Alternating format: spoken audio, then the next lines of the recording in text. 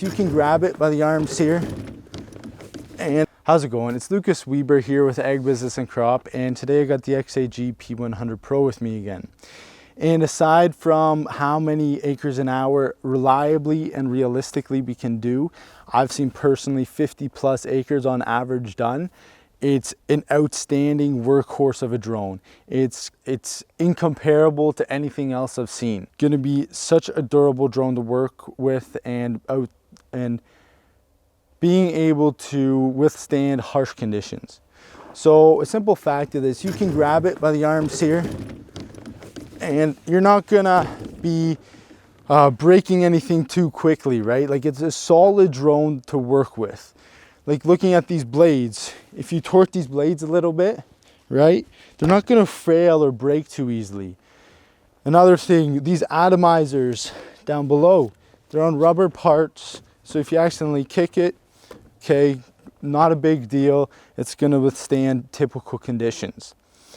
Another seemingly small feature, but when you actually think about it, is a very large feature, is this teeter-totter system on the motors and on the blades.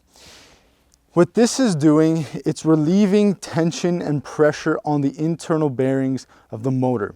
So these motors are going to last a lot longer and serve you a lot better than if something was fixed. If it was fixed, it's all like any pressure is going to start torquing those bearings. This way, it's relieving that pressure and making sure your motors last a lot longer.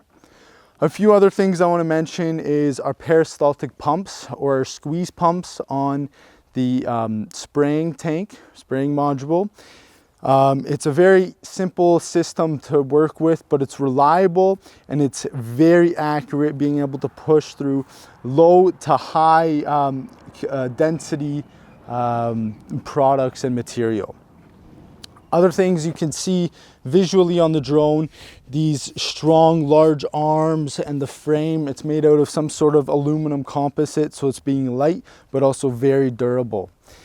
With that being said, overall an amazing unit, reliable, user-friendly, and you can just use it as a workhorse and get the job done right. Other than that, if you have any other questions or need some more information, please give me a call or give me an email, and I'll hopefully talk to you soon. Other than that, have a great day and happy flying.